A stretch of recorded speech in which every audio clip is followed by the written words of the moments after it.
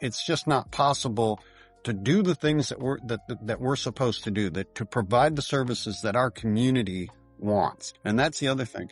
We've got to make sure you have to have oversight, but at the same time, we've got to have local control. We're not all the same. The state of Texas is an amazing place and an amazing economy, but that economy is very diverse.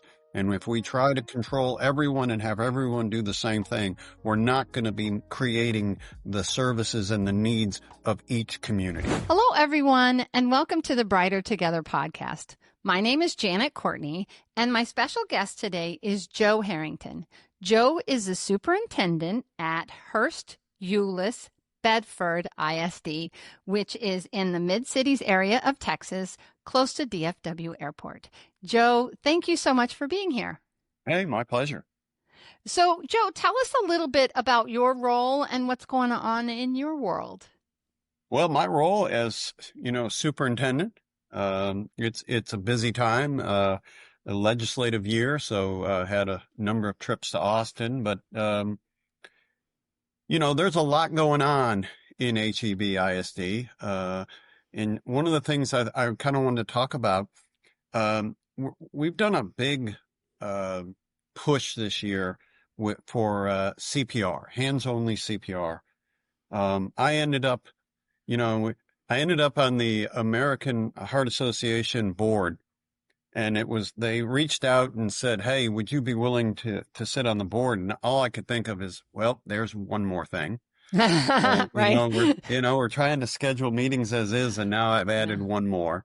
Right. And then I thought to myself, well, I know they've got that Cycle Nation program, and I thought, I like to go to spin class once in a while, so I'm like, yeah, sure, I can do this.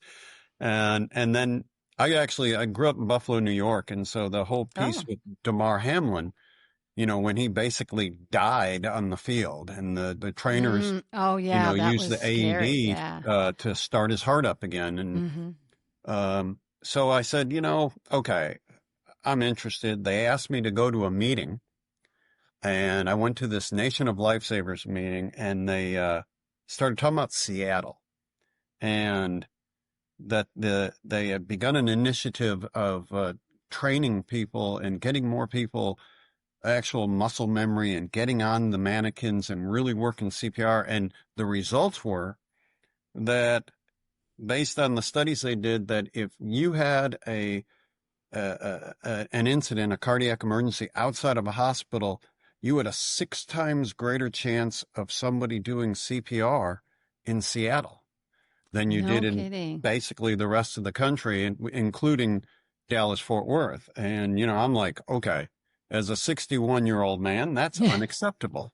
Right. And I'm like, we've got to do something about this. Because, we're Texas. We like people. Yeah. There's a lot of people in Texas. So what could we do to increase that and change that? And so we started looking at what we do in Texas. And, so in Texas, kids have to receive training on CPR and the use of an AED, but the requirement is one time between grades 7 and 12. That one time can be as little as a video, or for what we do, we have our kids, we do it through our health classes or wherever they get their health credit. And then they are required to watch the video, but we actually do put them on the mannequins, but that's one time. And so what we did, we decided to write it into our curriculum that all of our 5th and 6th graders, and our 6th graders are elementary. We go elementary through 6. Okay. They will spend time on the mannequins. And my nurse is like, "That's great, Joe, but I don't have enough kits." So we went from 6 kits to 60 within a few months. We got donations. We worked with the Heart Association, got some grants, and all of a sudden, all of our 5th and 6th graders are on the mannequin. We've got kids helping at the hospital. Texas Harris HEB is sending us their interns. And I'm like, holy cow. Wow. We've got something going on here. So we go, all of a sudden, I've got 3,600 kids, all my 5th and 6th graders who weren't getting this training are doing it. Then we decided, okay, how do we keep this going? So we decided just high school, we were going to get our band and athletics. And so same thing, talk to our coaches, our nurse trained everyone. And next thing you know, there they go. There, everyone's taking a day. Get the mannequins, get the kits, boom. We're going to do a day of hands-only CPR. And that has just blown up. The junior highs were supposed to start next year. They would not be left out. So the junior No, highs, of course not, right? no, Yeah. so No the junior way. highs started on their own, and so they're doing it. So what we saw was we all of a sudden went from a few kids getting these opportunities to thousands. I mean, we're a district of 23,000 kids, and Wow. our goal is to have our students multiple times, and hopefully from grade 5 on, we would love for them every year to get on the mannequin, practice CPR, and then have that muscle memory, and then hear over and over. Because, the first step is call 911. Right. And so I've created a little mantra of, are you going to use your phone to save someone's life or document their death? Because that's what they do nowadays. Our kids pull out their Wow. phones and video instead of doing what we need you to call 911. We need you Right. to take these steps, save a life. Don't be a bystander, be an upstander, stand up for somebody. And so I don't know. We're seeing good results as far as just the numbers. And You're going to save somebody's life. Some well, child in your district is going to save somebody's life. and that's Mm. the goal. The goal is Mm-hmm. to make sure that we're ready to do what is necessary. Mm-hmm. And so we're excited about continuing that and then just expanding it. And we really haven't got any pushback. We've Yeah. expanded the number of kids that are participating in the Kids Heart Challenge, the old jump rope for heart. We even got the high school kids doing it because I didn't know this. The high school kids, if they do, they can get community service hours. Well, all of your honor society kids, our international baccalaureate kids, they all need community service Right. hours. Mm-hmm. Well, they can get these on their couch. These kids, these are busy kids. But Yeah. if they'll complete the Finn's mission and watch the videos, that's 8 hours of community service.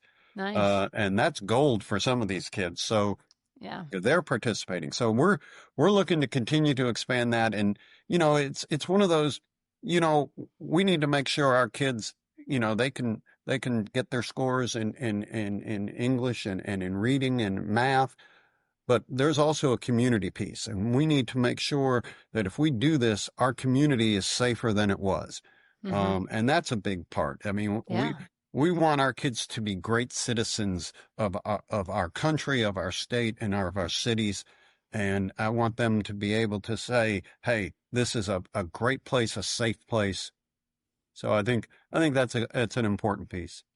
It's interesting too because when I was a kid, I have a medical background. I'm an SLP, speech language pathologist, and I did some medical, and then I went into the schools for over half my career now. But taking it was always mouth to mouth resuscitation, and now and I think about hands only because basically all you're doing is you're pushing the air when you do compressions. You're pushing on the lungs as well. So that air is going in and out because that's how our lungs work. That diaphragm pulls it down and expands it. It's a pressure kind of thing. And it just is like, it's interesting. I just wanted to make that point because it's like, it makes so much sense that as as having somebody that's got a medical background and I understand the system and how the system works, it's really it's fascinating that they've gone that way. Well, and it removes the hesitation. Yeah. Who The wants to put their transfer. mouth on somebody else's mouth and Yeah. COVID?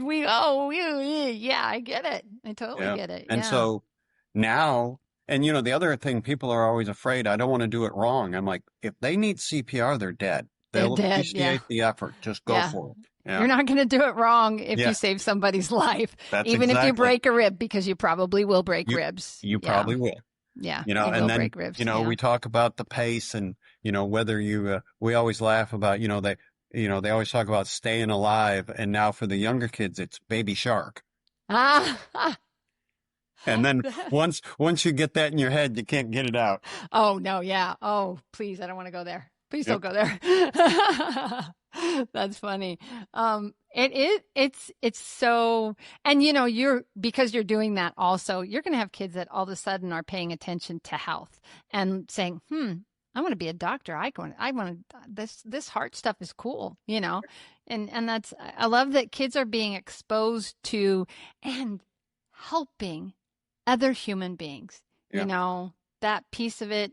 Our kids are, and they're no different than any other kids, but there's so much stuff on the phones and stuff that they're doing and just I can't even, my kids are 26, 27, and 22, almost 23, and my 27-year-old, she hates talking on the phone. My 26-year-old hates texting, chatting, those kinds of things. Yeah. Don't make me call somebody. I don't want to talk on the phone. It's so crazy. I mean, what did we do? I had the phone with the cord that was attached to my ear, and you had to go in, you had to have the long cord so you could go into the bathroom to get That, away from your parents, that's right? the thing. That there was nothing better than the long cord. The long cord. Yeah. And they don't even, and then you stretch it too much and then you had a problem, right? Yep. They don't have a clue what that, and I've heard too also like we as older people hold our thumb and our forefinger and, tuck in. I'm doing this for the video audio as well, but you have your thumb up and your pinky out and the other three tucked in and you put that by your ear and that's a phone. Kids now, they have a flat palm and it's against their head because Oh, that's the kind of phone that they have. So when they think about a phone, it's, what are you doing? What are you doing with the thumb and the pinky up? Because we think of a receiver, right? They don't yep. have a receiver. They have a square box. They call it a brick when it doesn't work, right? So crazy. You and Yep. I grew up in a totally Yep. different generation for Different sure. time. Yeah, 50. I'm 57, so you only got what, 4 years on me. So there you go. That's great. All right. Well, let's talk about another initiative. I know you talked about a couple of other things that you have going on, and we have some time, so I wanted to broach some of the other, because it sounds like you guys have some really cool stuff. I know that one's really neat. Let's go on to the next neat thing that you're doing.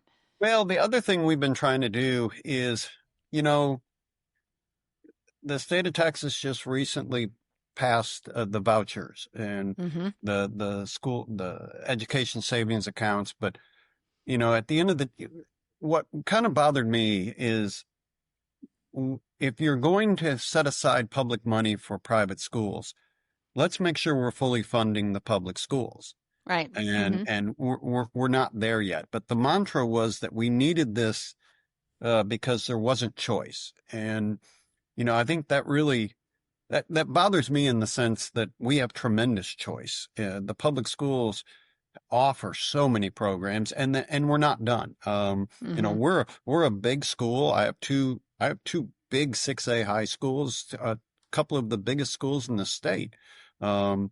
We offer lots of programs, and we're continuing to add. We didn't we we don't have an ag program. We didn't have a welding program. So last year we added welding. We're adding early college this year. Oh, We're nice. adding a Mm-hmm. band school of choice for elementary school so kids can start playing their instruments earlier. We're excited about that. We're adding JROTC. These are things that we saw that our community wanted, and so we're looking at them. We're Mm-hmm. working right now to look to see if we can add an HVAC program. Those certifications in the trades are huge. Yeah. We've had an international baccalaureate program for a number of years, and we produce, I think it's one of the biggest number of diploma graduates, IB diploma of a public school.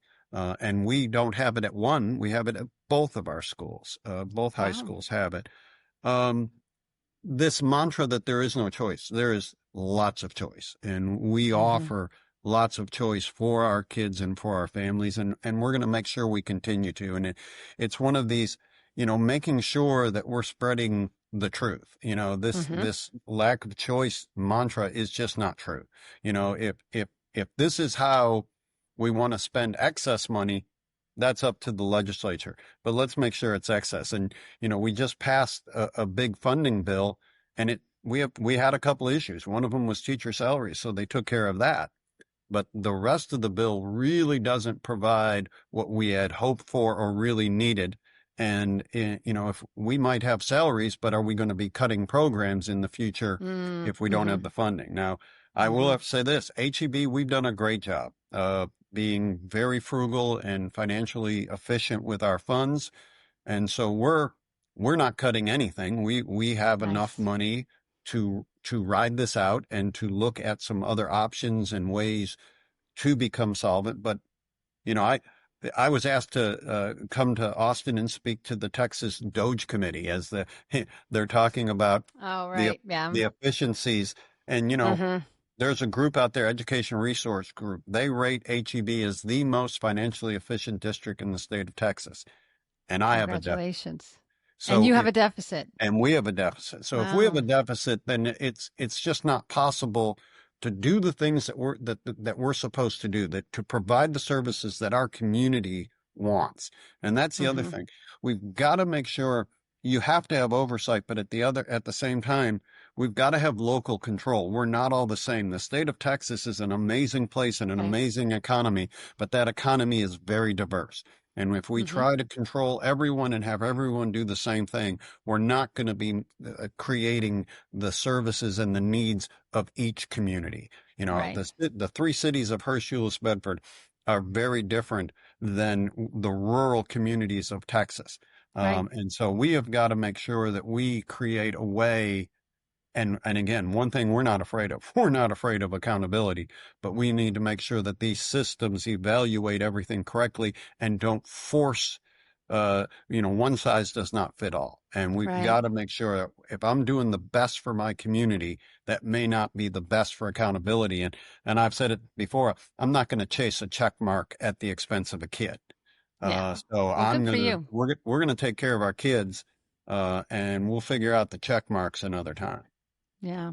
So explain to me and to our listeners a little bit more about the vouchers because not everybody lives in Texas Yeah. and that's going to hear this and I want them to understand what's happening and that my other question for you is how is that going to affect special education services as well? I'm a speech therapist, so Yep. my mind always goes to what's going to happen with special education if as this goes into effect. No, the vouchers it's creating these education savings accounts. They're calling them. I think it's up to $10,000 Okay. for a private school. It's up to $2,000 for homeschool students. Um, there are some of the restrictions that came up late. I liked. They put some, I was real worried about how these were going to be. They have to the money can only be used for certain providers, so it's not just money going straight to the parents. For Yeah, homeschool, that's I good. think it's really being pushed for like if they were going to go to Sylvan or one of those outside tutoring to use that. And I think a small percentage, maybe 10 to 20% can be used on hardware like purchasing computers, etc. Um, uh, the amount of the voucher goes up to $30,000 for special education Okay. students, depending on the needs. I think the limiting factor there is there's a limited number of private schools that do serve the higher needs special education students. Right. So, and some of those are very good Mm-hmm. schools, but Yeah. we've always worried what need are we filling? And this idea that suddenly kids of poverty are going to be able to afford private school, we don't see a whole lot of private schools that are you're going to be able to go to for $10,000. ten thousand You're not dollars. going to have Yeah. free lunch, you're not going to have transportation. um, and then many of the ones at that rate are religious based, which that's fine.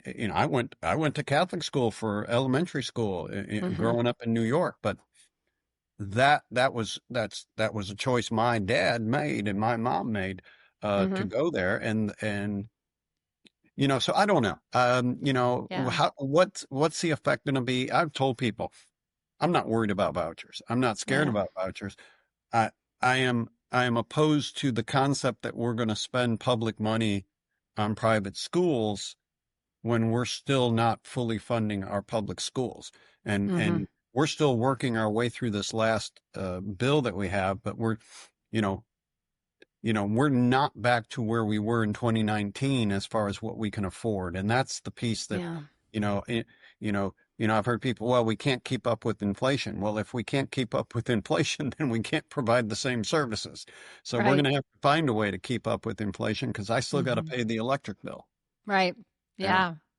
Yeah. Yeah. Yeah. It's So, yeah. but going back to what we offer and the idea that there's a lack of choice, we had a charter school in the area close, and a lot of the parents were calling us, and they were very nervous about where they were going to go to school. And we're not an open enrollment district, and my board actually changed policy very quickly, and we told those families, in district, out of district, the school is here. We'll take everybody. And so we Hmm. had a kind of an open house at one of our buildings, and the comment was, we knew we were giving up something to come to a small charter. We didn't realize how much, because they didn't Ah. realize what we do have. They came and we had a meeting at our CTE center, and they're like, we didn't know this existed. And, that's the other thing is sometimes people just don't know. And some people would have still made that choice. That's great. Yeah. Private school, charter school, public school. We've all been around for a long time and we all Hmm. have our role, our purpose. And at the end of the day, too, believe it or not, we're all friends. Right. Oh You yeah. know, Oh yeah. that, I this, interview you all. I've worked yeah, with y'all. There's that Texas y'all, but it's true, yeah, And that's the beauty of education. You have a passion. You love the kids. You're doing everything you can to serve those kids. I've seen charter schools the same way. I've seen private schools the same way. People love kids. We want what is best for kids. And something I think the pandemic showed us is that sometimes it's public school, sometimes it's charter school, sometimes it's private school. And the thing about, and I'm a therapist, so IDEA is a big part of everything that I do. Individuals with Disability Education Act. If you don't know what IDEA is, I always try to make sure I don't acronym people to death. I know. And Yeah, I'm bad about speaking in it myself. So we it's do. I hard. mean, I know. yeah, we Yeah. do. But that mandate is only, that law is only if you take federal funds. Yeah. If you take federal funds, then you are mandated by law to provide special education services to that student. When I started my career, I did not know that. I did not know that private schools did not have to provide those services because I knew people who had a special needs child and they went to public school. And then the rest of their kids were going to private school. And I was like, why are you making, I didn't understand the choice that they were making until I understood that, because that particular private school did not offer services that child needed. And it's like, it's kind of like, I mean, there's just this dichotomy of, yes, I know you're choosing this, and I understand. I'm a Christian. I also, I understand private public schools and charter schools and private schools that are Christ based. I get that. We all love our kids. We all love our kids. Do you remember the song? I hope the Russians love their children too. It was during the Cold War way back. It's the same kind of concept. Everybody loves. Yep. We as human beings love our children. And I'll tell you, if you harm a child and you go to jail, you better hide, because Yeah. those people have justice. That is the worst thing you can do, is hurt a child and go to jail. And they know that you did it, you're in trouble, because it's such a societal thing. We love our kids. And it just, so, I don't have the answers either, but I know that you love the kids and you want the kids to be successful. And so whatever you choose, do the best that you can for the kids that you've got. And let's fund education. Let's fund special education. And IDEA hasn't, Oh, Child Find, yeah. never been funded. Well, that's what, we were talking about. And I know we're hoping to see some additional funding through these bills, and Yeah. there's some new mechanisms coming on board. So it may be a year or two before we fully know, but we estimate that special education last year was underfunded at least $2 billion in the state of Texas. Crazy. And, Just in and that, Texas. but that's not just Texas. That's the feds also not living up Hmm. to, Oh, uh, yeah. their Yeah. percentages either. And so, the Department of Education going away, what is that going to mean? We get our title grants, Yeah. we get our special ed funding.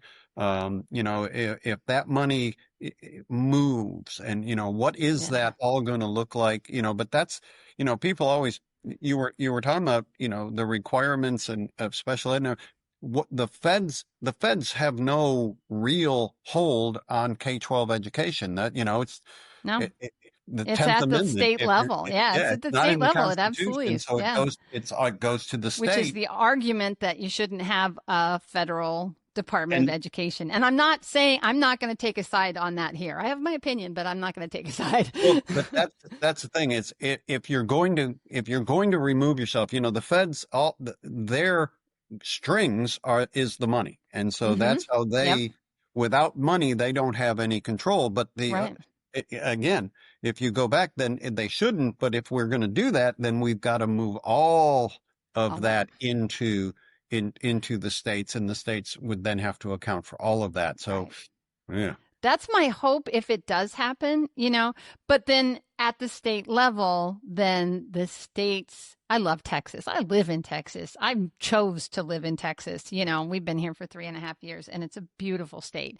And I've lived in multiple states, I didn't just I grew up in Nebraska, but I lived in multiple states as an adult and moved down here 3.5 years ago and I love it here. And I love Texas. I love the Texans. My dad had been down here for 25 years before that's kind of, everybody was kind of moving. My whole family, like over the years, had moved. My brother's been in the Dallas Fort Worth area for 25 years. My dad, he God rest his soul, he passed away a couple of years ago, but I got to see him more in the last 2 years of his life than I'd seen him in 10 because I moved to Texas, right?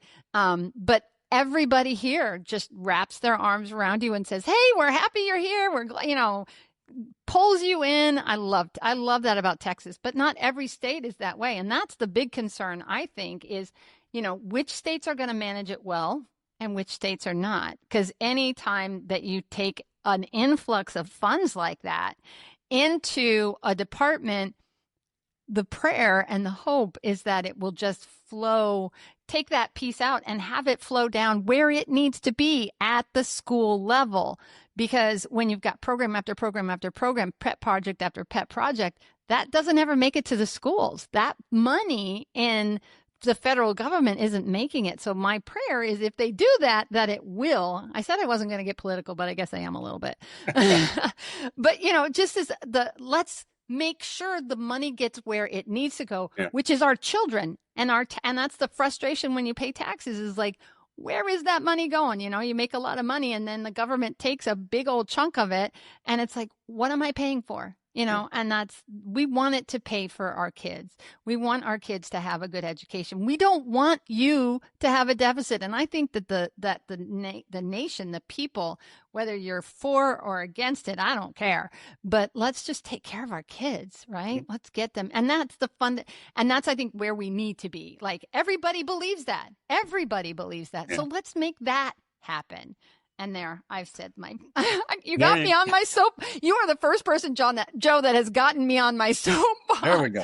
I've tried really hard to stay off my soapbox, but there you go. Like it or not, you can not listen to my podcast if you think I said the wrong thing. But I love the kids, and I want the kids to have, just like you do, and just like anybody on either side of the aisle, we want those kids to get a good education and for our teachers to be paid well and for our programs to work so that our kids grow up and become the people that we know that they can be. Yep. So, Yeah. yeah. Sorry. Oh, we are definitely from the same generation, you and I. So tell me, Joe, where do people, it's been a great conversation and I appreciate you letting me rant. I don't usually rant, but there you go. Where do people go to find out more about Joe Harrington and HEBISD? Where do they go? Well, HEBISD, just Hearst Euless Bedford Independent School District. If you Google us, you'll find us. Great. And we're an interesting district, and we're worth a little more to look at. We're one of the most diverse districts in the entire state. And I think Trinity High School is often considered the most diverse high school in the nation. Love that. Just very interesting place. But find out more information on our website. You can find my contact information is on our website also, Joe Harrington at hebisd.edu. Beautiful. But if I can help anybody out, give me a holler. Absolutely. Thank you, Joe.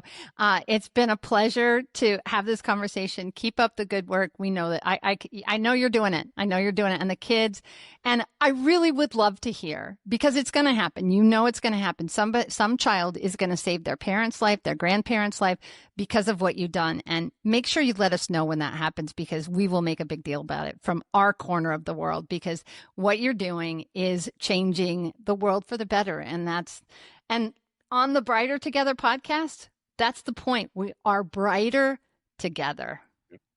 Thanks. Awesome. Thank you.